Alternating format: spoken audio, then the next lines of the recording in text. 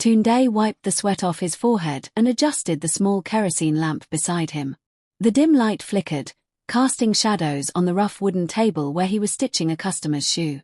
His hands, rough from years of hard work, moved with precision as he pulled the thread through the worn-out leather. It was past midnight, but he couldn't stop. He had promised Alicia that he would send her money for her school fees the next morning. His eyes burned with exhaustion, but the thought of her in school, chasing her dreams, kept him going. Just then, his phone buzzed. It was a message from Alicia. "Hope you didn't forget the money for my school fees. I need it before 10 a.m. tomorrow. I don't want embarrassment." Tunde sighed. "No, how are you? No, are you okay? Just a demand." But he shook off the disappointment. Maybe she was just stressed with school. He had always known he wasn't the kind of man a girl like Alicia should be with. She was beautiful, ambitious, and had big dreams of living in luxury. He, on the other hand, was just a shoemaker struggling to survive. But love had a way of making a man believe he was enough. As he continued stitching, he remembered how they had met. It was 5 years ago. Alicia had just finished secondary school and was helping her mother sell food by the roadside. He had gone there to buy beans and plantain when she mistakenly poured hot oil on his hand. She had panicked, rushing to get ice and apologizing over and over. He had laughed it off, teasing her until she smiled. That smile had been his weakness ever since. Back then, Alicia had loved him deeply. She would visit his small workshop, watch him work, and even joke about designing shoes for her future. But everything changed when she got into university. At first, she still called every day. She sent long messages about how school was stressful but exciting. Then, the calls reduced. The messages became shorter. And now, she only contacted him when she needed money. Tunde felt a sting in his heart, but he ignored it. Maybe he was overthinking. By 5 a.m., he was done. He packed up the finished shoes, took a quick bath, and walked to the bank to deposit Alicia's fees. A few hours later, he received another message. "Thanks, babe. You're the best." It wasn't much, but it was enough to make him smile. A painful truth. That evening, Tunde sat outside his shop, hoping Alicia would call to at least talk. The sky was turning dark, and the soft hum of Lagos traffic filled the air. He scrolled through his phone, waiting for her name to appear on the screen. Instead, his phone vibrated with a notification. It was from Instagram. He opened it absent-mindedly, but what he saw made his heart stop. It was a picture. Alicia was in a club, sitting on the lap of a well-dressed man in a flashy suit. She was smiling, looking happier than she had ever looked with him. The caption read, "The good life with my king Red Heart Hash." Tunde's hands went cold. He stared at the screen, hoping his eyes were playing tricks on him. Maybe it wasn't her. Maybe it was an old picture. Maybe. But no. He zoomed in. He recognized the dress. It was the same one she had sent him a picture of 2 days ago, asking if it looked nice on her. The money he worked all night to send her. Had she used it to impress another man? His stomach twisted, his chest felt tight. He wanted to call her, to ask who the man was, to ask if he had done something wrong. But deep down, he already knew the answer. Tunde had loved Alicia with everything he had. But to her, love was not enough. Not when there was a man with a better car, a bigger house, and a wallet fatter than his dreams. He put his phone down and clenched his fists. He would not cry. He had shed enough tears in his life. But one thing was clear. The woman he had sacrificed for, the woman he had built his future around, had already moved on, and he was nothing but a fool. Tunde barely slept that night. His mind kept replaying the picture of Alicia and the mystery man. The way she smiled, the way she leaned into him, it wasn't the smile of someone who was just posing for a random picture. It was the smile of a woman in love. By morning, his chest felt heavy, but he needed answers. He picked up his phone and dialed Alicia's number. It rang once, twice, then she declined the call. Tunde exhaled, trying to stay calm. He waited a few minutes and tried again. This time, it didn't even ring, she had blocked him. He stared at the screen, stunned. Alicia blocked me. Just like that. Tunde refused to believe it. Maybe it was a mistake. Maybe her phone had a problem. But deep down, he knew the truth. He just didn't want to accept it. Determined, he left his shop early and took a bus to Alicia's school. The campus was busy with students moving around in groups, laughing, chatting, carrying books. He had been here before, bringing food and little gifts for her. But this time, something felt different. He got to her hostel and knocked on her door. No answer. He knocked again. The door finally opened. But it wasn't Alicia. It was her roommate, a slim girl with long braids. The girl folded her arms, looking at him with irritation. Yes.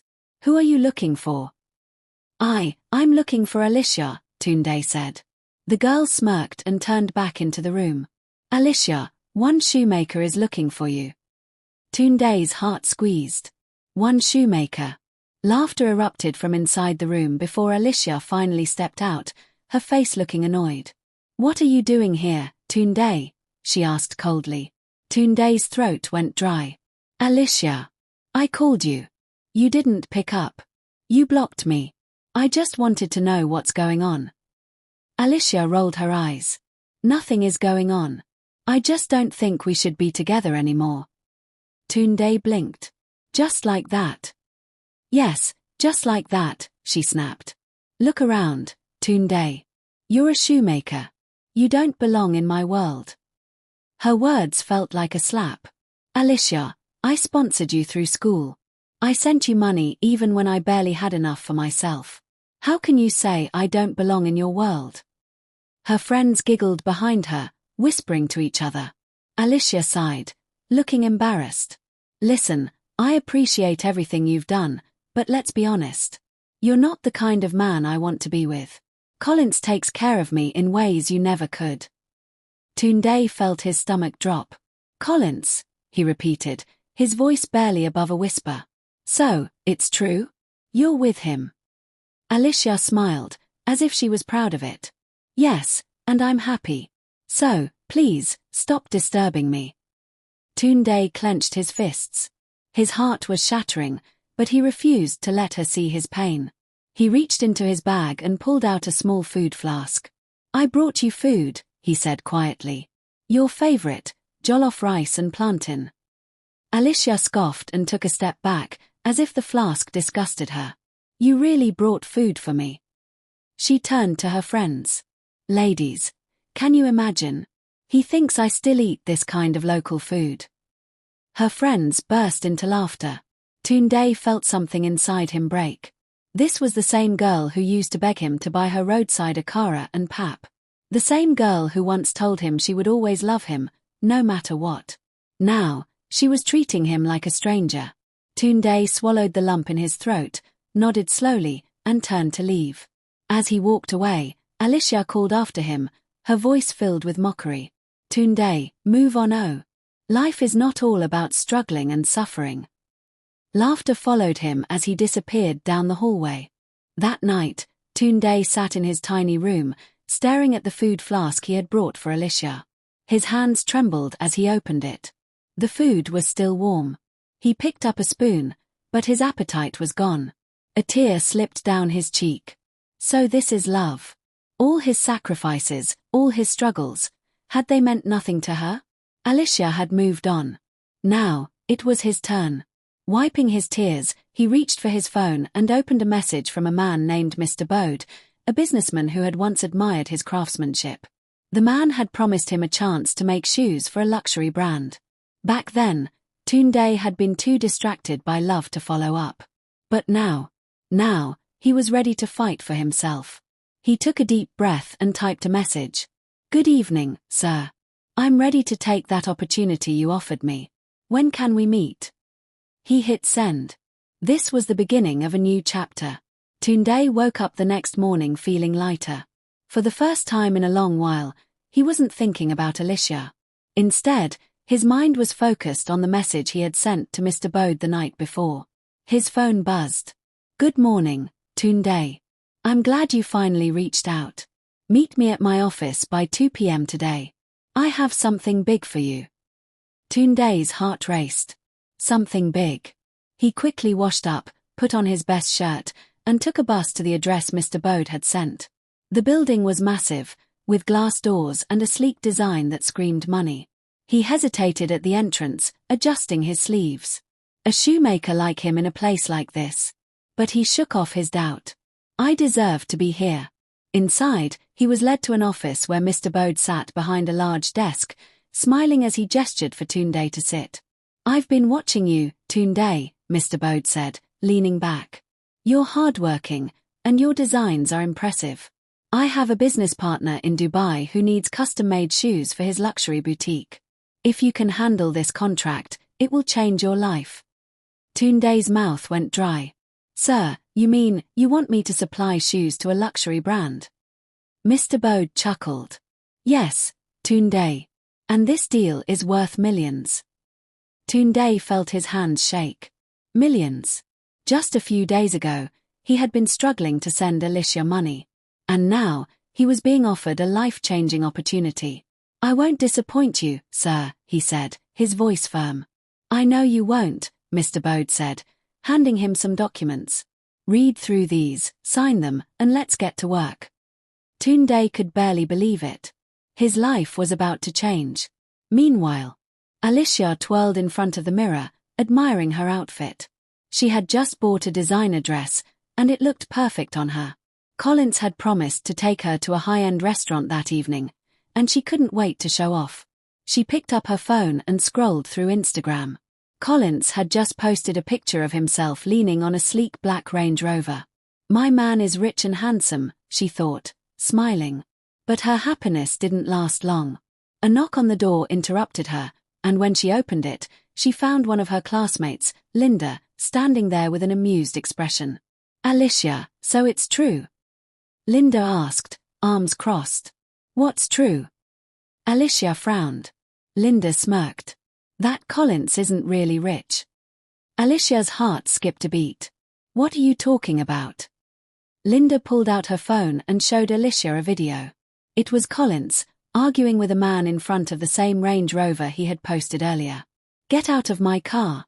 My driver said you've been using it to deceive women while I was away, the man in the video yelled. Alicia's blood ran cold. Wait, what? She whispered. Linda laughed. That's Collins's boss. He traveled abroad and left Collins in charge of his house and cars. Collins has been forming rich guy, but in reality, he's just a driver. Alicia's legs felt weak. No, that can't be true. But deep down, she knew it was. The expensive restaurants, the flashy lifestyle, it had all been a lie. Linda shook her head. You dumped Tunde, the man who loved you, for this fraud? Wow. Alicia. Life comes at you fast. Alicia couldn't breathe. Collins was just a driver. And she had abandoned Tunde for him. Her world was crumbling. And for the first time, regret seeped into her heart. Alicia sat frozen, Linda's words replaying in her head like a bad song. Collins isn't rich. He's just a driver. Her throat felt dry. She picked up her phone and quickly dialed Collins's number, her hands shaking. The phone rang and rang, but he didn't pick up. Panic set in. She grabbed her purse and rushed outside, flagging down a bike. She needed to see him, to hear the truth from his own mouth. 15 minutes later, she arrived at Collins's supposed mansion, but what she saw nearly made her collapse. The compound was almost empty except for a man packing suitcases into the trunk of a black car. Collins was standing nearby, his head bowed like a child being scolded. And in front of him was the same man from the video, his boss. Alicia's stomach twisted as she approached. Collins, she called, her voice sharp. Collins turned, and the look of shock on his face told her everything. Alicia, what are you doing here? He stammered. Alicia folded her arms. So it's true. Her voice shook with anger. This house isn't yours. The cars aren't yours. Collins looked away, shame written all over his face. His boss scoffed. So, this is another one of the girls you deceived? The man asked, shaking his head. Collins, you're a disgrace. Alicia felt her knees weaken. You let me believe you were rich. I left everything for you. Collins rubbed his face in frustration. Alicia, Don't Alicia me, she snapped. You're nothing but a liar. A fraud. I abandoned someone who truly loved me for you. Collins's boss turned to him. I should have fired you long ago. Pack your things and get out of my house. Collins's face crumbled. Boss, please, I have nowhere to go. I said get out. The man entered his car and drove off, leaving Collins standing there with his suitcases on the ground. Alicia couldn't believe her eyes. The same man she had worshipped, the man she had shown off to her friends, was now homeless. She stepped back, disgusted. I can't believe I gave up everything for this. And then it hit her. Tunde. The man who loved her, sacrificed for her, and stayed loyal no matter what. Regret weighed heavily on her chest. She had thrown away a diamond for a worthless stone. Without another word, she turned and walked away, tears blinding her vision. Meanwhile, Tunde was seated in a high-rise office, signing the final contract that would change his life. Mr. Bode smiled.